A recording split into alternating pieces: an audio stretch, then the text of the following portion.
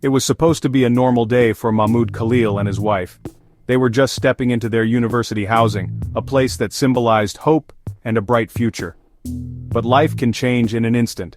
ICE agents apprehended Mahmoud without a warrant. They had him by name, a chilling indication this was no random check. Their lawyers' pleas fell on deaf ears. The line went dead. Mahmoud was flown to a detention center in Louisiana. The image of him being taken away sends shivers down your spine. It's a stark reminder of the power dynamics at play. Mahmoud's wife, her voice trembling but resolute, spoke out. She pleaded for her husband's release, echoing the anguish of countless families.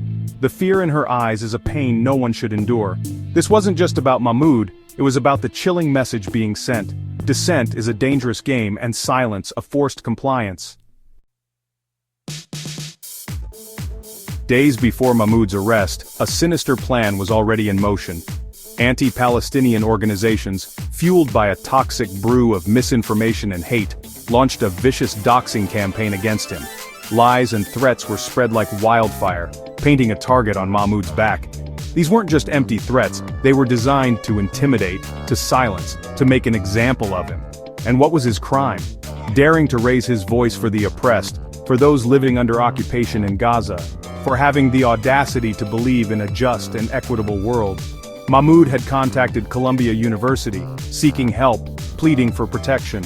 He had bared his soul, expressing his fears, his vulnerability. But the response, or lack thereof, was deafening. It was as if his pleas were lost in the wind, disregarded, unimportant. This silence spoke volumes. It revealed a chilling truth that institutions often fail to protect the most vulnerable, especially when faced with powerful interests and political pressure. It was a sobering reminder that the fight for justice is often a lonely one, fraught with obstacles and indifference. Mahmoud Khalil was no stranger to speaking truth to power. As a student at Columbia University, he had been at the forefront of protests against the Israeli occupation of Gaza.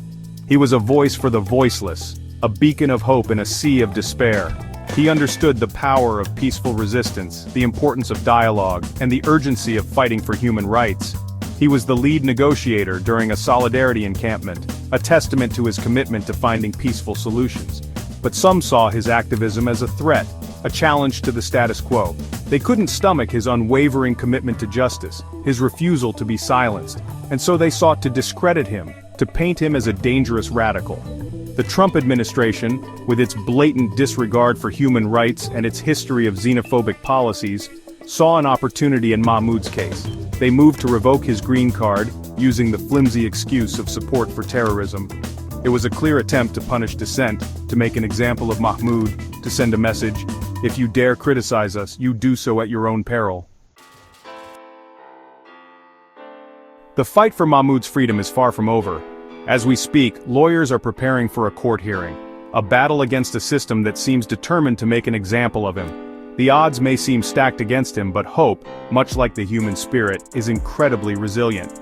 The outpouring of support for Mahmoud has been nothing short of inspiring. People from all walks of life, students, activists, and ordinary citizens, have rallied to his cause. They understand that this is not just about Mahmoud, it's about defending the fundamental right to dissent, the right to speak truth to power without fear of reprisal. Columbia University, after facing intense scrutiny for its initial silence, has launched an investigation. While this is a step in the right direction, it remains to be seen whether it will lead to meaningful action and accountability. Mahmoud Khalil's story is a stark reminder that the fight for justice requires constant vigilance and unwavering commitment. It is a call to action for all of us to stand up against injustice, to amplify the voices of the marginalized, and to hold those in power accountable. We cannot and must not remain silent in the face of such blatant oppression. The fight for justice for Mahmoud and countless others continues.